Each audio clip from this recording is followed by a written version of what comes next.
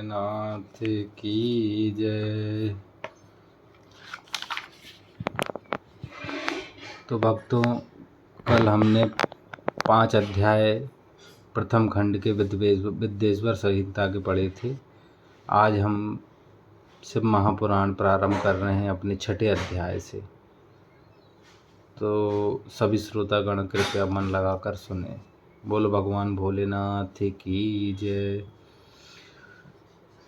ब्रह्म विष्णु संग्राम। श्री नंदीकेश्वर बोले, पूर्व समय में जब विष्णु जी अपने सहायकों एवं अनुचरों सहित श्री लक्ष्मी जी के साथ शेष शैया पर शयन कर रहे थे, तब ब्रह्मवेत्ताओं में श्रेष्ठ ब्रह्मा जी स्वयं ही वहां जा पहुँचे और विष्णु जी को पुत्र कहकर पूछने लगे कि तू कौन है?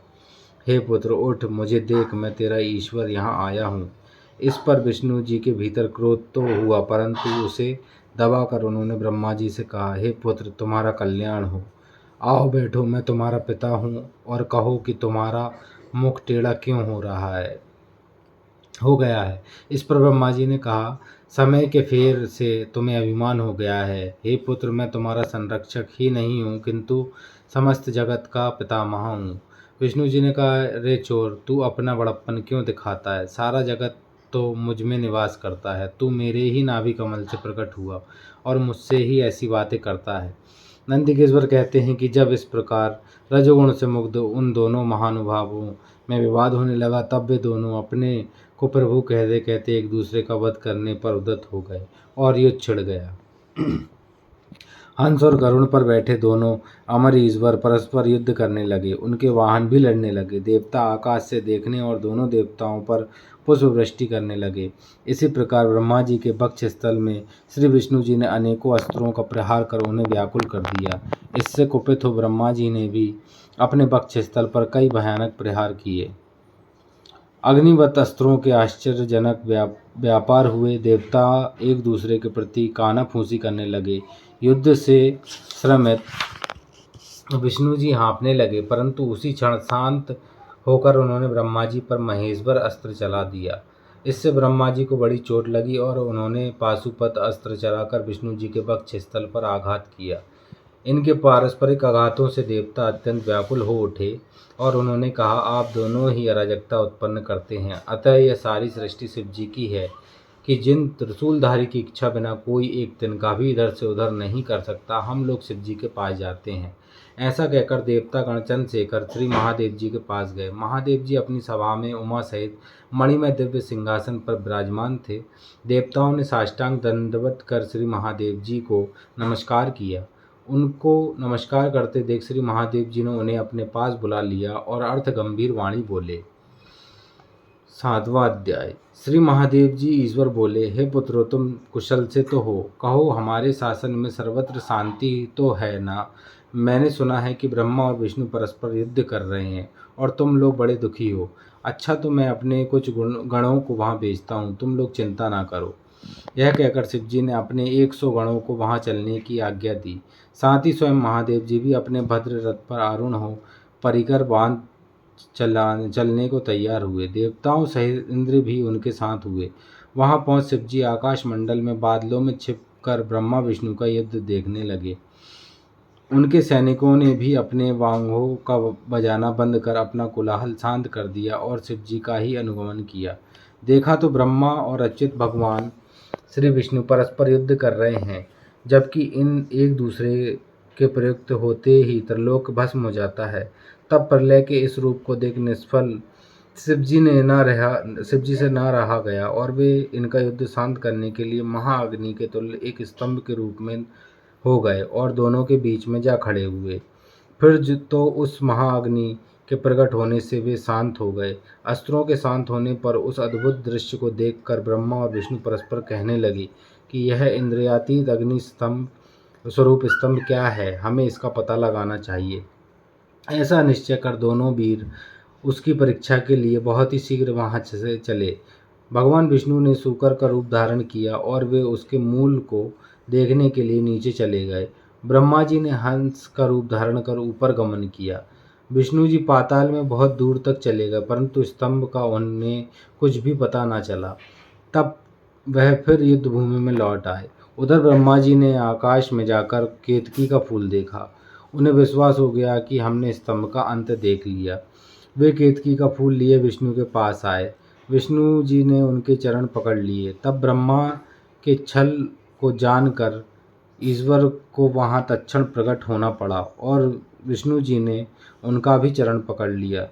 विष्णु जी की महानता से ईश्वर प्रसन्न हो गए। उन्होंने कहा, विष्णु, तुम बड़े ही सत्यवादी हो, अतः मैं तुम्हें अपनी समानता प्रदान करता हूँ। अति 8वां अध्याय।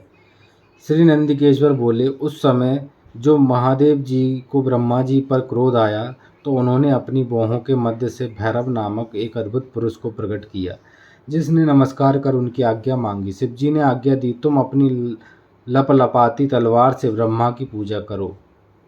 यह आज्ञा पाते ही श्री भैरव जी ने ब्रह्मा के केस जाकर पकड़े।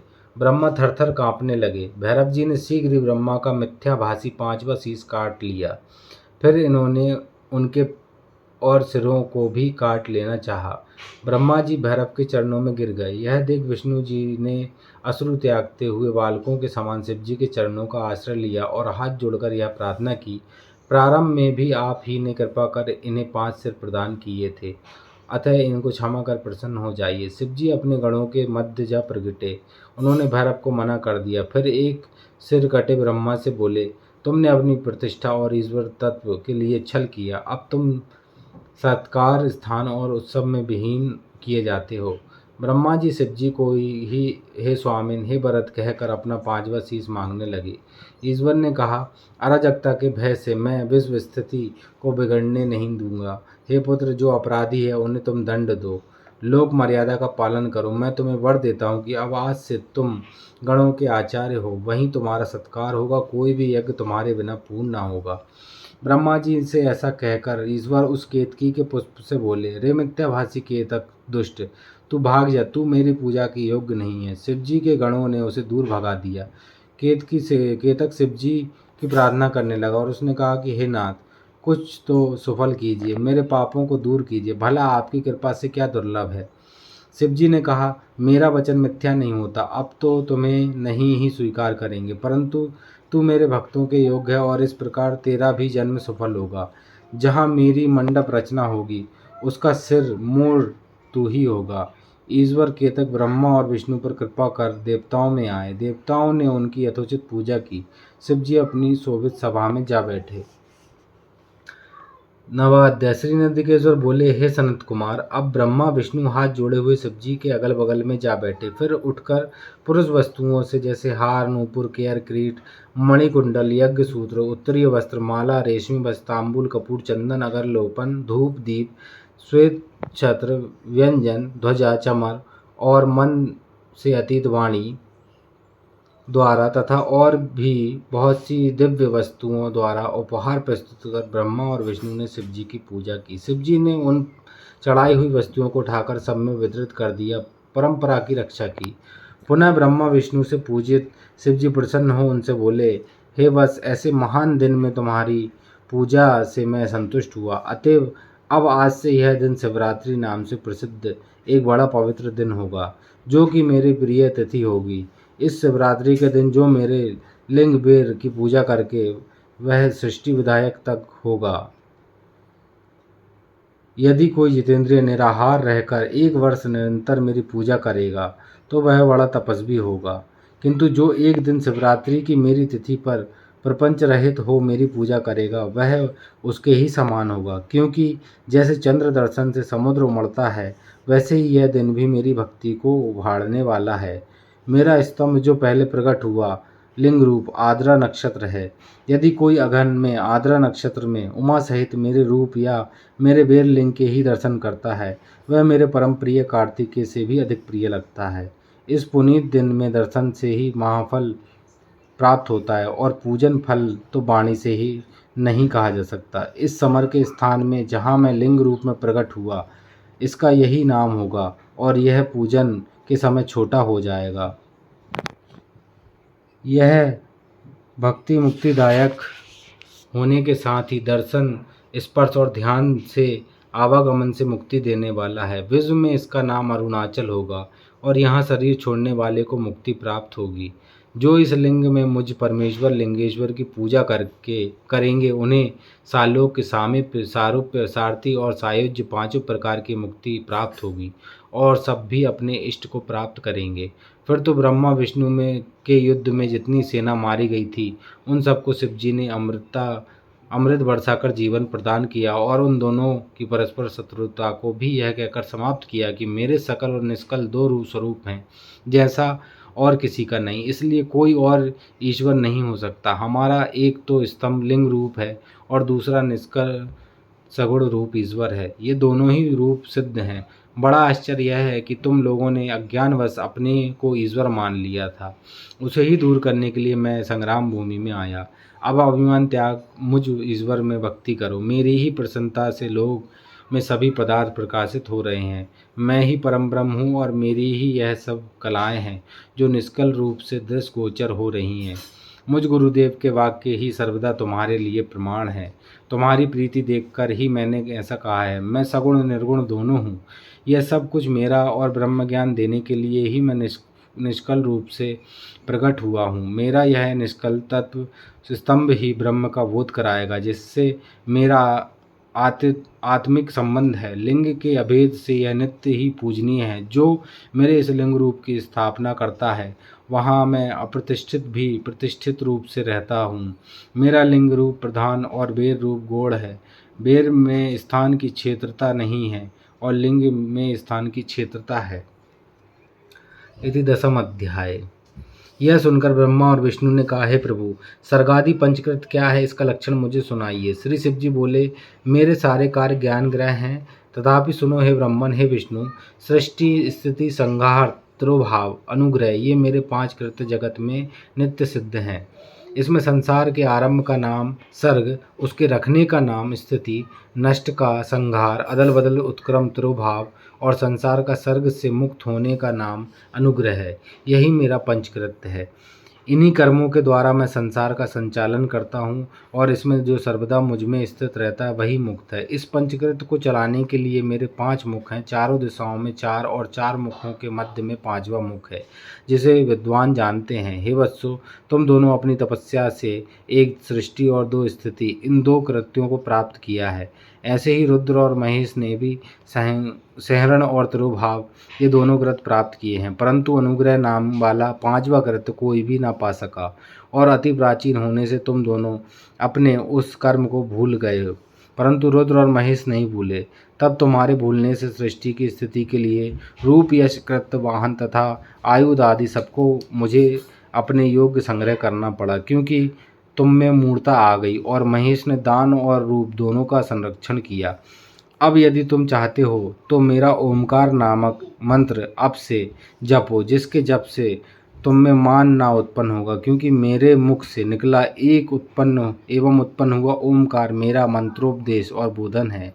यही मेरा वाचक और मैं वाच्य हूँ। यह मंत्र मेरी आत्मा है और इसका स्मरण करना ही मेरा स्मरण है। श्री नंदीकेश्वर कहते हैं कि उमा सहित शिवजी ने उत्तर की ओर मुख करके ब्रह्मा और विष्णु को इसी मंत्र का उपदेश कर गुरु मंत्र दिया। तब से ब्रह्मा और विष्णु उनके आत्मा रूप हो गए और उन्होंने अपने को शिवजी को समर्पण कर दिया। तब ब्रह्मा और विष्णु ने देवादिदेव महादेव से हाथ जोड़कर कहा, हे सर्वेश, आपको नमस्कार है। हे संसार के रचयिता, हे 5 मुख देने वाले, आपको प्रणाम है। जब इस प्रकार स्तुति कर दोनों ने सकल निष्कल गुरुदेव शिवजी को नमस्कार किया, तब महादेव ईश्वर बोले, हे पुत्रों, मैंने तुमसे सभी तत्वों का वर्णन कर यह मंत्र भी बतला दिया है और जिसका जप करने कर मेरे स्वरूप को प्रत्यक्ष जान सकते हो। मेरा बतलाया हुआ यह मंत्र भाग्य विधायक और सब प्रकार के ज्ञान को देने वाला है। जो इसे मार्गशीर्ष की आद्रा वाली चतुर्थी में जपता है और यदि आद्रा सूर्य गति की होती है तो इस एक ही मंत्र का जाप करोड़ों गुना हो जाता है। इसमें प्रातः संध्या समय मेरा दर्शन भी उक्त फल देता है। मेरे लिंग और बेर मूर्ति इन्हीं दोनों का पूजन करना उत्तम है। ओमकार मंत्र से लिंग का और पंचाक्षर शिवाय नमः मंत्र से बेर का मूर्ति का पूजन करना योग्य है। ऐसा करने से मेरा पद सुलभ हो जाता है। ब्रह्मा और विष्णु को ऐसी शिक्षा देकर शिवजी वहीं अंतर्ध्यान हो गए। तो इस अध्याय से हमें ये पता चलता है कि लिंग की पूजा करते टाइम हमें ओमकार मंत्र का उच्चारण करना चाहिए और पंचाक्षर मंत्र शिवाय नमः का उच्चारण हमें शिव जी की मूर्ति की पूजा करते समय करना चाहिए। तो यदि आज के 5 अध्याय हमने समाप्त किए हैं। हमें इसमें यह जानकारी मिली है कि हमें लिंग की पूजा करते समय ओमकार मंत्र का उच्चारण करना है और शिव जी की मूर्ति का पूजा करते समय हमें पंचाक्षर मंत्र शिवाय नमः का उच्चारण करना है। तो मित्रों, आपको आज के 5 अध्याय कैसे लगे हमें कमेंट करके बताएं और हमारे चैनल को सब्सक्राइब करें। ऐसे ही अगले अध्याय हमारे चैनल पे आते रहेंगे। भक्तगण सभी इसका श्रवण करें। बोलो महादेव भगवान की जय। हर हर महादेव शंभो।